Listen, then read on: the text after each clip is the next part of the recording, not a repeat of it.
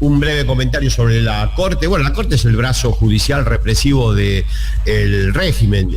Lo complementan los medios hegemónicos, que son su aparato ideológico, y obviamente la incipiente policía de la ciudad, que es el aparato represivo, que después se va a transformar, en el caso de que hubiera cambio de signo político, en la modalidad de intervención represiva a nivel nacional. Estamos, y la coalición Cambiemos, el aparato político, que es el menos importante. Estamos frente a una oposición de características sistémicas, está claro, y la Corte Suprema es un brazo ejecutor central de la estrategia de los sectores dominantes. Yo creo que ya no cabe duda, no sé qué más hay que probar. Yo agregaría a esto que señala Artemio, que claro, ya ese sistema ya funciona cualquiera sea el gobierno que haya, que no esté dispuesto a enfrentarlo.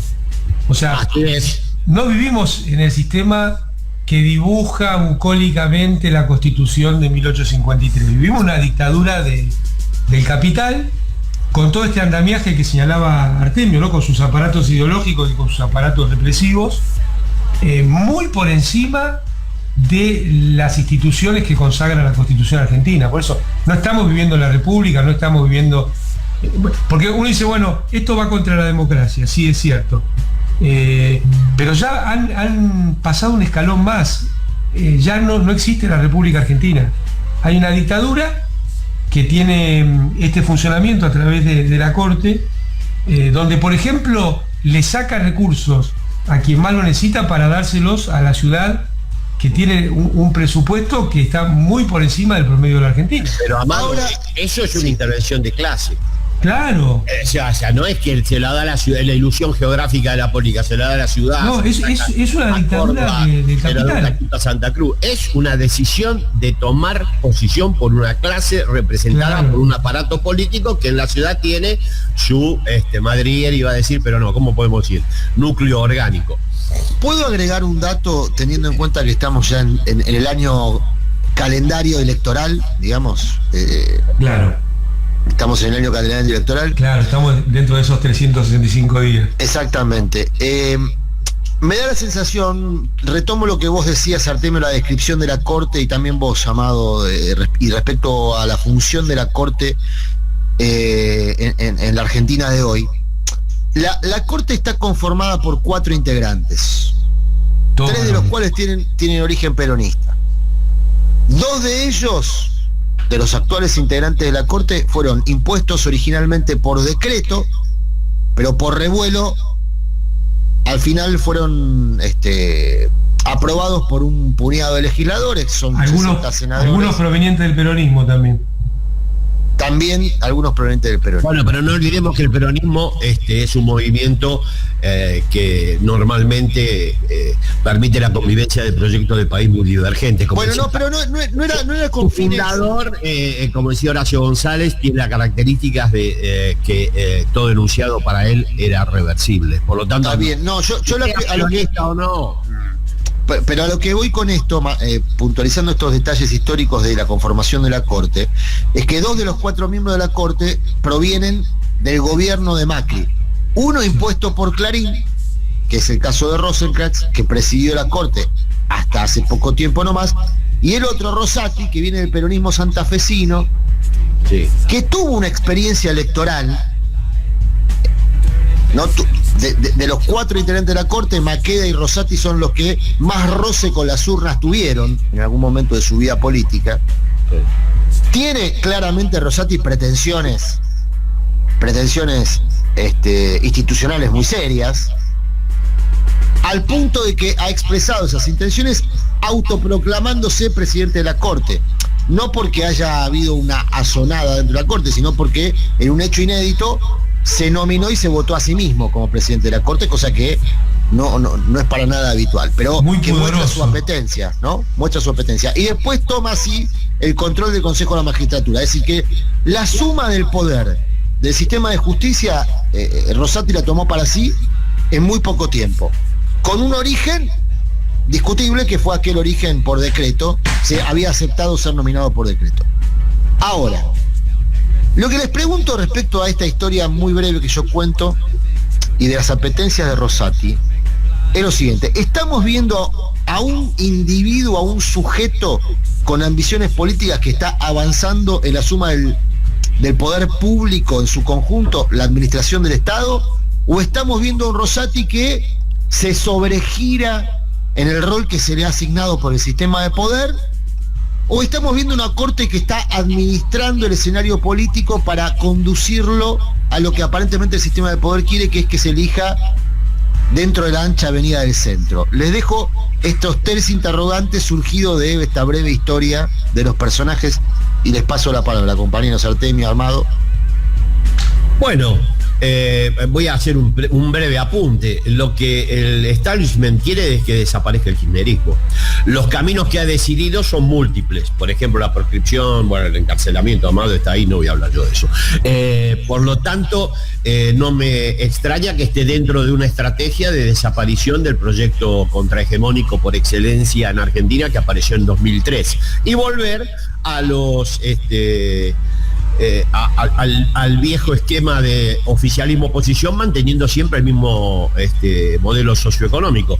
¿Rosati será una pieza más en eso o será él el encargado de llevarlo adelante? Me parece que él no va a ser el encargado, pero que es una pieza más para volver a que la oposición haga lo que tiene que hacer, el oficialismo haga lo que tiene que hacer y todos después juntos nombran a Cavallo ministro. Sí, yo creo que esa es la estrategia que hace ya desde el 2003 lleva adelante el establishment, y desde que apareció Cristina con una fiereza y una falta de escrúpulos notables. No olvidemos, o sea, que el enemigo no es el peronismo, es el kirchnerismo, digamos. No, es el peronismo que es el kirchnerismo. O sea, estábamos hablando de que hay sectores del peronismo que están imbrincados en esta historia con el sistema de poder. Bueno, el peronismo tuvo en su seno. Está bien lo que vos me decís, porque me hace reflexionar. Tenés razón, el peronismo tuvo en su seno, lo dice Cook, no lo digo yo, pues lo que yo opino o no, tiene un peronismo vinculado a los sectores subalternos y a los sectores dominantes. Lo dijo antes que Laclau. Si Cook no hubiera sido lo que fue, hubiera sido un gran teórico político. Hay mucha más teoría política en Apuntes a la Militancia que en varios libros de cientistas políticos. Pero efectivamente en el peronismo conviven proyectos antagónicos, y después de la muerte de Perón dominó uno, que fue el de transformarlo en el partido del ajuste neoliberal en Argentina. Bueno, hasta cuando llega Néstor y continúa Cristina, eso se acaba. Hay que hacer desaparecer esa experiencia bajo cualquier formato. Han utilizado ahora el de la Corte como cabeza de playa para proyecto estratégico. No quieren más kirchnerismo en Argentina, pero eso se nota de una manera hasta un niño lo ve. No hay ninguna posibilidad de que el kirchnerismo conviva con estos sectores de poder bajo la presunción de que van a realizar las políticas que ellos quieren que realizan. El peronismo, el kirchnerismo no se va a domesticar. ¿Por qué? Porque tiene una líder como Cristina. Ella lo dijo una y otra vez, ella no va a entregar la memoria histórica y lo realizado durante 12 años de gestión a las patas de estos caballos del sistema. Por lo tanto, van por la desaparición del kirchnerismo. Suena duro, pero escúchame, están recurriendo ya a golpes de Estado tradicional. Fíjate en Perú lo que está pasando, fíjate lo que pasó en Bolivia, fíjate lo que pasó en Honduras. Esto es grave lo que sucede en la región y está enmarcado además en una lucha por la hegemonía internacional durísima entre Estados Unidos, y nosotros somos para ellos todavía una región estratégica, China, y ahora, bueno, la incorporación obviamente de Rusia a este conflicto. No quieren más kirchnerismo en Argentina. En este camino, Adrián, en este camino que traza Artemio, que lo comparto 100%, lo que están haciendo al mismo tiempo es armando un Estado a prueba de cualquier experiencia popular y democrática. Por eso el avance de la Corte es tan sistemático y genera estas situaciones, porque vos imagínate, en un eventual cambio de gobierno, ¿qué va a pasar con el sistema jubilatorio? ¿Qué imaginamos que va a pasar con el sistema jubilatorio? ¿Qué va a pasar con el quinto miembro que falta de la Corte? ¿Cuánto van a tardar en poner ese? Por eso es tan grave lo que han pasado en estos 3 años, ¿no? Entonces es obturar la posibilidad de que un proyecto como el kirchnerismo tenga la representación del Estado, pero al mismo tiempo armar un Estado a prueba de cualquier experiencia democrática y popular. Por eso es muy relevante lo que vos señalabas al principio del impuesto a las ganancias. Acá en cualquier momento vas a tener fallos en contra de cualquier tipo de impuestos, de las retenciones, y eventualmente vamos a ver avances sobre los subsidios y sobre cómo son los procesos extractivos en la República Argentina. Están armando un Estado a prueba de cualquier experiencia democrática. Y me parece importante señalar que se le da poca relevancia y poco discusión a lo grave que ha sido la Constitución de los 90 para la Argentina. Porque si todo esto está pasando, si todo esto está sucediendo, lo que decimos desde el campo nacional y popular, y también lo que dicen desde el sector oligárquico hegemónico dominante, el trasfondo de toda esta situación es la Constitución que se origina en el Pacto de Olivos. Ha sido muy nociva esa Constitución con la incorporación de este sistema del Consejo de la Magistratura, por ejemplo. Y el tercer senador. Te voy a dar un ejemplo concreto. No se pueden nombrar jueces hace rato en la Argentina, ¿no? No se pueden tomar decisiones. Bueno, necesitas 2/3 del Senado. Con esta configuración de los 3 senadores, necesitas, supongamos que un partido no obtiene ninguna posibilidad de armar algún entendimiento con otros partidos. Necesitas ganar todas las provincias para tener 2/3 del Senado. Todas.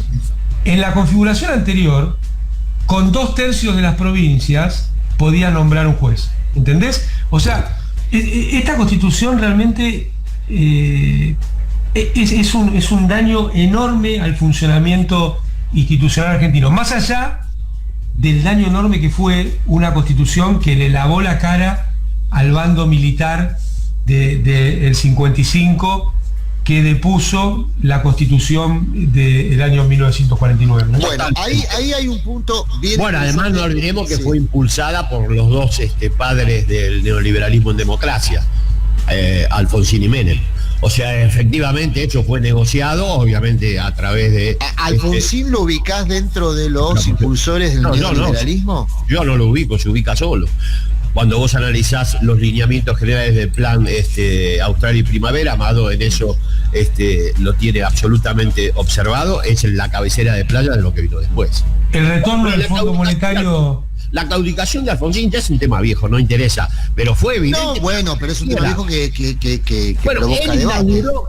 Hoy está muy reivindicado Alfonsín, ¿no? Está bien, pero en términos económicos sociales, esto que dice Artemio no es una discusión. Pero Amado inauguró el discurso de lo posible, Alfonsín, que es la estrategia ideológica de los sectores dominantes en Argentina.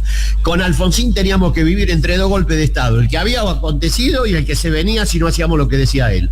Esa es la estrategia. Bueno, fíjate el discurso de Parque Norte, donde aparecen Portantiero, varios intelectuales orgánicos, al calor del jurista Carlos Nino. ¿Cuál es la concepción de la democracia de ellos? Una concepción demoliberal. No cabe ninguna duda, la concepción de la democracia es no alterar en nada los intereses de los sectores dominantes. Y el broche de oro de eso es el núcleo de la reforma constitucional. Me dejan avanzar al presente porque yo sé que nos enganchamos con la historia y nos quedamos ahí. Pero esto ya es muy viejo, está muy bien. Bueno, pero lo que está sucediendo en el tema por ejemplo, del Consejo de la Magistratura, que es un escándalo, tiene su origen en esa Constitución. No, está claro, no. Yo digo, cuando les propongo avanzar al presente es porque quiero que evalúen también la reacción política del gobierno. Sí. Ayer se reunieron un grupo de gobernadores, el presidente de la Nación. Hubo un larguísimo debate en torno a la respuesta política hacia la Corte. Empezó a las 12:30 del mediodía, el comunicado se conoció a las 8:30 de la noche. Es decir, que hubo un largo debate de los términos de esa respuesta política. Finalmente se resolvió hacer una especie de desconocimiento del fallo, sin desconocerlo explícitamente, es decir, sin anunciar que no se va a cumplir, pero calificarlo de cumplimiento imposible, que medio preanuncia un conflicto de poderes, ¿no? Otro conflicto de poderes, porque ya estamos incursos en uno por el tema del Consejo de la Magistratura. De este documento participan 14 gobernadores, hay gobernadores del oficialismo y de la oposición que no firman, la oposición completa, no todos los gobernadores opositores no firman. Del oficialismo, Perotti no firma este documento, Schiaretti, bueno, no es del oficialismo, pero es de origen peronista, no firma, Misiones no firma, ¿no? O sea, hay varias provincias que, bueno, no adhieren a esta respuesta que tiene la firma de 14 gobernadores y que básicamente plantea una situación de cumplimiento imposible. ¿Por qué? Y porque para cumplir con el fallo de la Corte hay que sacarle recursos a la obra pública comprometida en el presupuesto para el año 2023, es decir, hay que desfinanciar obra pública que va a las provincias, la financia el Estado Nacional, pero se realiza, se despliega en provincias y municipios. ¿Es una respuesta adecuada? ¿Esperan algo más de esta respuesta política, una acción política de la Corte? El argumento es cierto, pero me parece demasiado formal. Porque es cierto que vos no podés reasignar esos recursos que ya vienen dados en el presupuesto, es cierto que no te podés endeudar si no tenés una ley que te lo permita, que podría ser el presupuesto claramente, pero me parece que es un argumento que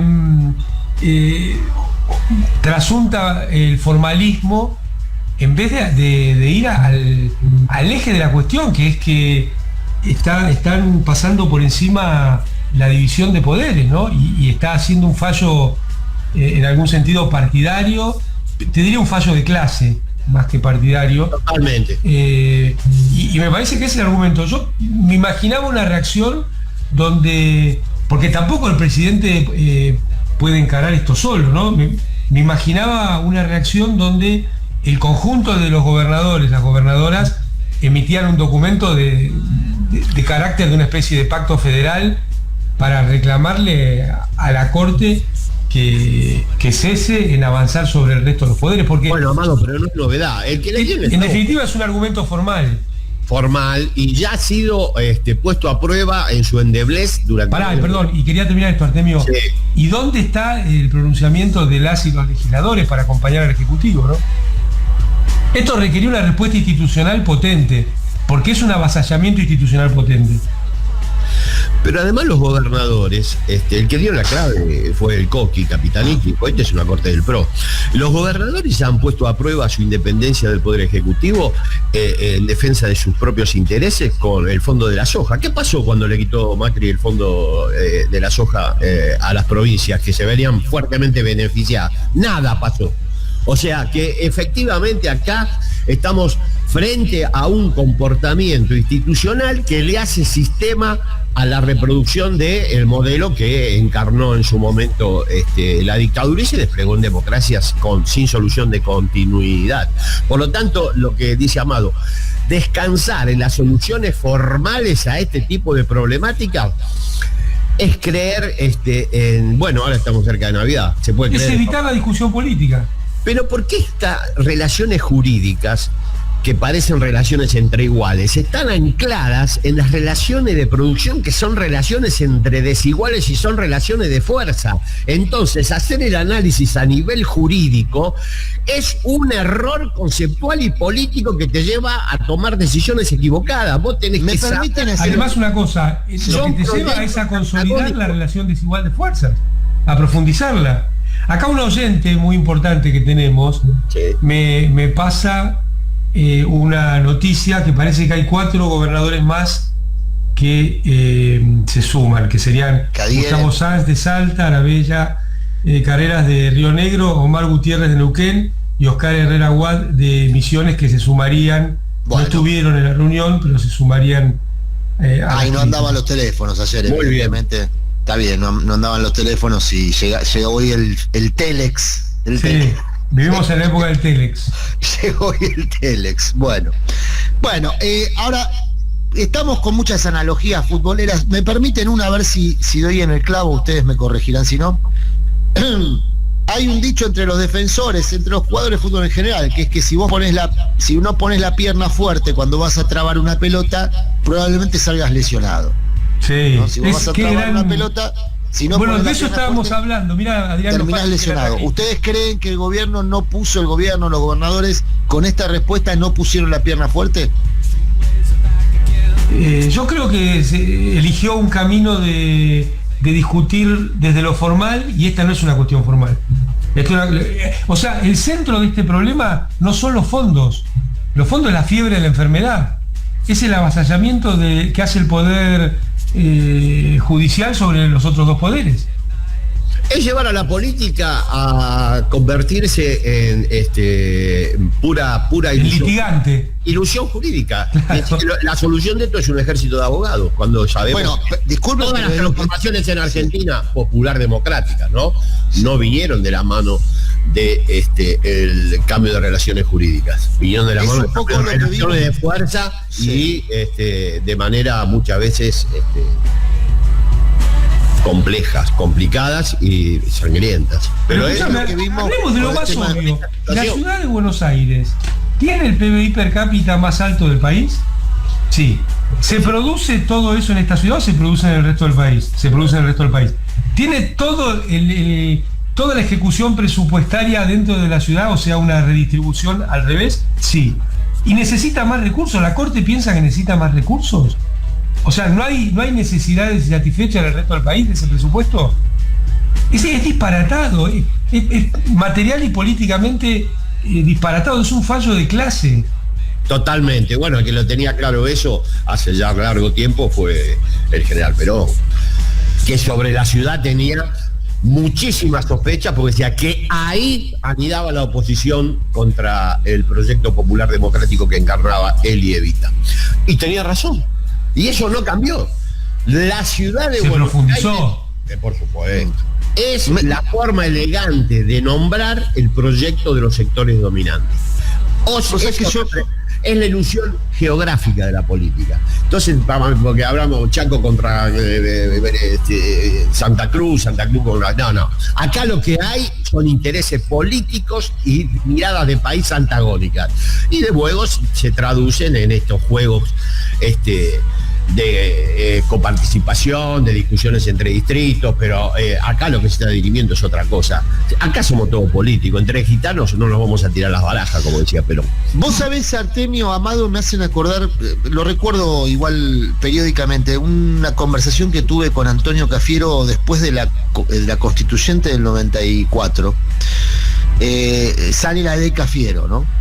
Y cuando la ley Cafiero lo que hace es retrasar la aplicación de la autonomía que se había instituido en la Constitución, sí. Retrasarla porque postergaba la aplicación de algunos aspectos de esa autonomía, fundamentalmente el traspaso de la policía y otras cosas. Y bueno, conversando con Cafiero me dice una frase que siempre me dijo una frase que siempre me resuena cada vez que hay un proceso electoral. Y estamos hablando de los años 90, años 96, 97. Cafiero me dice, el problema con esto que se votó en la Constitución, de darle autonomía a la Ciudad de Buenos Aires, de darle estatus de provincia cuando en realidad no es una provincia, sino un territorio federal, es decir, que está repleto de recursos económicos y materiales. Muy mal distribuidos. La cuestión del puerto es constitutiva de los conflictos argentinos. Pero Cafiero decía en aquel momento, el problema es que si hacemos todo esto, no va a haber más presidentes de la Argentina que no salgan de la Ciudad de Buenos Aires. Y más o menos se dio esa profecía, ¿eh? La excepción fue Néstor Kirchner después de la gran crisis del 2001. Fue Cristina, que, bueno, no es originaria de la Ciudad de Buenos Aires. Pero la profecía de Cafiero, que no era una profecía, era una lectura política, no parece tan inadecuada. Fíjate que hoy estamos discutiendo posibles candidatos del AMBA, otra vez, ¿no? Pero porque es muy acertada esa profecía, porque lo que ha hecho la Constitución esta es consolidar las relaciones sociales de desigualdad entre la Ciudad de Buenos Aires y el resto del país, y la cuestión material de recursos entre la Ciudad de Buenos Aires y el resto del país. Entonces entra en una dinámica de reproducción de esa situación, donde obtura la posibilidad de hacer un país federal y que haya más igualdad dentro de la Argentina. Mirá, Néstor Kirchner cuando asumió una de las primeras medidas fue armar el Fondo de Reparación Histórica del Norte Grande. Ya Duhalde había hecho el Fondo del Conurbano en ese sentido. Entonces está claro que acá hay una cuestión de recursos. Si vos tomás el presupuesto per cápita de ciudades de tamaño parecido, La Matanza y la ciudad de Buenos Aires, por ejemplo, te encontrás con una diferencia que es inaceptable en términos de recursos públicos. Porque la ciudad de Buenos Aires hoy está colonizada por un proyecto que representa los intereses de los sectores dominantes. Bueno, y cada vez convengamos, Artemio, en sentido más potente. Sí, pero hay que convengamos que tampoco ha tenido mucha resistencia, ¿no? No, bueno, ese es otro tema. Yo estoy totalmente de acuerdo con vos, no la que debiera haber tenido, pero también porque esto se ha deslizado, no sé por qué. Pero pará, hubo resistencia estructural. Lo que pasa es que ese sistema se defiende. Por ejemplo, la ley de medios era una resistencia a esa situación. El tema de las retenciones a la exportación de bienes primarios es una resistencia a esa situación. Lo que pasa es que justamente hay un sistema dominante hegemónico que pone todo para que eso no se altere, y hay vastos sectores de la política dispuestos a no enfrentarlo. Vastos sectores. Y esto se ha deslizado además en los últimos años a discusiones de tipo jurídico, cuando es la discusión jurídica el problema, no el contenido. ¿A quién le importa el contenido? Mientras vos lleves la discusión a ese plano, está frito. Bueno, hay que bajar la discusión al plano que es una discusión sobre relaciones de fuerza ancladas en proyectos de país antagónico. Y eso no se resuelve en los tribunal o en un tribunal. Ayer me decían en relación al tema de Milagro Sala, que un poco se emparenta con todo esto que venimos hablando, porque el presidente dijo que no va a indultar porque no se lo permite la Constitución. Y un dirigente político importante ayer me decía, en el reino del revés, parafraseando a Mariana Walsh, la Corte hace política y el presidente responde con criterios jurídicos. Es decir, en el reino del revés, quien ejecuta las políticas públicas, incluso en lo que refiere a las prisiones políticas, porque lo que hizo la Corte fue ratificar la prisión política de Milagro Sala emitida por la justicia jujeña, y la respuesta es de corte jurídico. Sí, cuando la respuesta debiera ser política. Lo resumo sencillo: no importa si la Constitución permite o no permite que el presidente indulte. Si el presidente indulta, emite una acción política que después se judicializará, pero además tenés el mensaje político que podría dar el presidente es que hay una presa política en la Argentina. Escúchame, ¿no fue la Corte la que convalidó la prisión? Exactamente. Bueno, entonces es un fallo federal. Pero además más allá de la discusión jurídica, cuando un proyecto como el que rige en Argentina a partir del 76 y se interrumpe en 2003, pero vuelve a recargarse con Macri, bueno, y ahora estamos en un proceso de transición que es difícil caracterizar, cuando no construye hegemonía, obviamente sobredetermina los aparatos represivos, y entre ellos el jurídico. Por eso tienen que darle el poder a Rosati, porque no pueden construir un poder hegemónico que pueda ser consensuado con el resto de la sociedad, y cada vez va a ser más. Esto va a escalar. Claro, cada vez va a ser más. La dinámica es esa. No hay ninguna posibilidad de que no suceda así, porque ha aparecido el kirchnerismo en escena. Pero ¿a quién se le ocurre que después de tener a Dromi diciendo que todo lo que pueda ser privado debía ser privado, y aparezca Cristina con un ministro de Economía que dice que hay que estatizar la CFJP? Pero por favor, dice, pero esto no estaba en los planes de nadie, como dice Morales Solá. Acá estábamos todos bien y acá el odio lo trajo el kirchnerismo. Con lo cual te están diciendo, este proyecto no lo podemos administrar. Hay que, yo lo voy a usar una palabra, hay que quitarlo de escena, mejor para no